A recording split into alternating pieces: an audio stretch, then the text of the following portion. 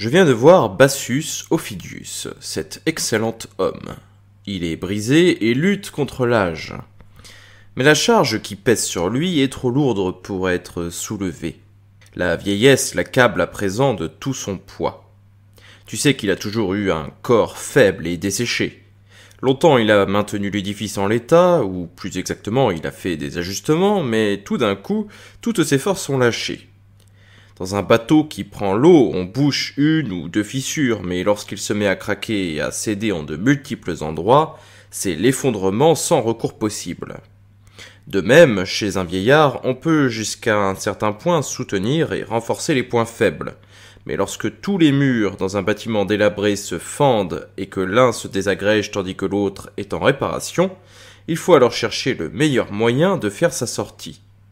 Notre ami Bassus, pourtant, garde un cœur plein d'énergie, et cela grâce à la philosophie. À la vue de la mort, il reste gai, et quel que soit son état physique, il conserve son courage et sa joie. Il ne se laisse pas abattre, même si son corps est abattu. Un bon pilote continue de naviguer quand les voiles sont déchirées. S'il a perdu ses agrès, il s'arrange avec celui qui reste du vaisseau et poursuit sa course. C'est ce que fait Bassus. Il regarde sa propre mort avec sur son visage et dans son cœur un calme que tu jugerais même excessif s'il s'agissait de la mort d'autrui.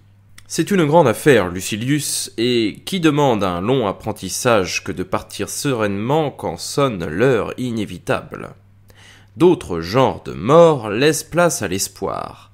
La maladie peut se guérir, un incendie s'éteindre, les ruines d'un bâtiment nous épargner quand elles semblaient devoir nous écraser. La mer nous rejetait sains et saufs sur le rivage aussi violemment qu'elle nous avait engloutis. Le soldat, prêt à trancher notre gorge, rengainait tout à coup son épée. Mais rien à espérer pour celui qui va à la mort par le chemin de la vieillesse. Celui-là seul ne peut obtenir aucun secours. Aucune façon de mourir n'est plus douce, mais aucune ne demande plus de temps. Bassus m'a semblé réglé à suivre ses propres obsèques. Il vit comme en ce survivant et supporte avec constance les pertes de sa propre personne. Il parle souvent de la mort, mais s'applique à nous convaincre que s'il y a quelques inconvénients ou quelques raisons d'avoir peur dans cette affaire, la faute en incombe au mourant, non à la mort. Le moment même de la mort n'est pas plus pénible que celui qui la suit. Redouter ce qu'on n'aura pas à souffrir est aussi insensé que redouter ce qu'on n'aura pas à sentir. Comment penser qu'on devra sentir ce qui doit nous ôter toute sensation ? Donc, conclut-il, la mort est à ce point éloignée d'être un malheur qu'elle éloigne à nous la crainte de tous les malheurs. Je sais bien que ces idées ont souvent été énoncées et le seront souvent encore, mais je n'en ai jamais tiré le même profit en les lisant ou en écoutant ceux qui affirmaient qu'on ne devait pas avoir peur tout en étant eux-mêmes hors de danger. Bassus, lui, m'a fortement impressionné en parlant de sa mort qui était imminente. Je vais te dire mon avis. Je pense qu'on est plus courageux au moment même d'affronter la mort que dans le temps où l'on s'en approche. L'arrivée de la mort donne même au moins préparé le courage de faire face à l'inévitable. Ainsi, le gladiateur qui s'est montré le plus timoré pendant tout le combat présente la gorge à son adversaire et pointe sur elle le glaive hésitant. Mais lorsque la mort est proche et doit venir d'un moment à l'autre, elle demande une fermeté d'âme à toute épreuve, qui se rencontre plus rarement et n'appartient qu'aux sages. C'est pourquoi je prenais un plaisir infini à écouter Bassus porter son jugement sur la mort et en définir la nature, comme s'il la voyait de plus près. Tu accorderais, je pense, plus de confiance et plus de poids aux paroles d'un homme qui, ressuscité, raconterait d'expérience qu'il n'y a rien de malheureux dans la mort.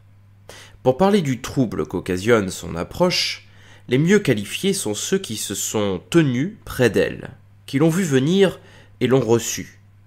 Parmi eux, on peut compter Bassus, qui ne veut pas que nous restions dans l'erreur. Il dit qu'il est aussi sot de craindre la mort que de redouter la vieillesse. La mort succède à la vieillesse, comme la vieillesse à la jeunesse. Il a refusé de vivre celui qui ne veut pas mourir. La vie, en effet, nous a été donnée avec la mort pour condition. C'est vers elle qu'on marche. Quelle folie de la craindre! Les événements certains, on les attend. Seuls ceux dont on n'est pas sûr doivent être craints. Or, la mort est une nécessité, également partagée sans recours possible, qui peut donc se plaindre de cette condition à laquelle personne n'échappe. L'élément essentiel de l'équité, c'est l'égalité. Mais il est aujourd'hui superflu de plaider la cause de la nature qui n'a pas voulu pour nous d'autre loi que la sienne. Tout ce qu'elle a construit, elle le défait, et tout ce qu'elle a défait, elle le reconstruit à nouveau. Si donc on a la chance de succomber en douceur à la vieillesse, sans être arraché tout d'un coup à la vie, mais éloigné d'elle peu à peu, ne doit-on pas remercier les dieux de nous avoir conduits après nous avoir rassasiés, jusqu'au repos nécessaire, si doux à l'homme fatigué?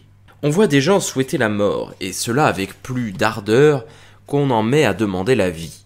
Je ne sais qui nous donne le plus de courage, de celui qui réclame la mort, ou de celui qui l'attend joyeux et tranquille. En effet, le premier obéit parfois à un mouvement de rage subite, tandis que le second tire sa tranquillité d'une mûre réflexion. Tel arrive à la mort, plein de colère contre elle. Personne ne la reçoit avec le sourire, sauf celui qui s'y était depuis longtemps préparé. Je l'avoue donc, je me suis fréquemment rendu chez mon cher ami pour bien des raisons, mais en particulier pour voir si je le trouverais inchangé à chaque fois, et si sa vigueur morale ne l'affaiblirait pas en même temps que ses forces physiques. Elle croissait au contraire, comme on voit grandir la joie des coureurs lorsqu'au 7e tour ils approchent de la victoire. Suivant les préceptes d'Épicure, il déclarait « J'espère d'abord ne pas souffrir en rendant mon dernier soupir. S'il n'en était pas ainsi, je me consolerais par la brièveté même de ce moment. Aucune douleur ne dure longtemps quand elle est forte. D'ailleurs, si cette séparation de l'âme et du corps ne pouvait se faire sans tourment, mon secours serait de savoir qu'après cette souffrance, je ne pourrais en subir d'autres. Je ne doute pas, à vrai dire, que l'âme d'un vieillard ne soit au bout de ses lèvres et ne s'échappe du corps sans grande violence. Le feu qui brûle des matériaux solides, il faut pour l'éteindre de l'eau et parfois même le laisser tout dévorer. Mais celui qui manque d'aliments s'évanouit de lui-même. C'est avec plaisir, mon cher Lucilius, que j'entends ces propos. Ils ne sont pas nouveaux, mais ils me conduisent au cœur même des choses. Et quoi? N'ai-je pas assisté à maints suicides? Certes, mais je suis plus convaincu par l'exemple d'un homme qui arrive à la mort sans haïr la vie et la reçoit sans la convoquer. Ces tourments, disait-il, c'est notre faute si nous les éprouvons. Nous nous mettons à trembler dès que nous croyons la mort près de nous. Mais de qui n'est-elle pas proche? Elle est prête à se montrer en tout lieu, à tout moment. Considérons plutôt, quand une cause de mort semble proche, combien d'autres nous guettent de plus près encore, que nous ne redoutons pas.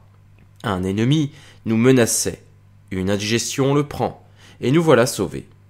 Si nous voulons voir clair dans les causes de nos frayeurs, nous trouverons une grande différence entre ce qu'elles paraissent et ce qu'elles sont réellement. Ce n'est pas la mort que nous craignons, mais l'idée de la mort. Elle-même n'est jamais très loin de nous. Si donc la mort est redoutable, elle l'est en permanence. Aucun moment de notre vie ne se trouve hors de son atteinte. Mais une si longue lettre, je le crains, te sera plus odieuse que la mort. J'y mets donc un terme.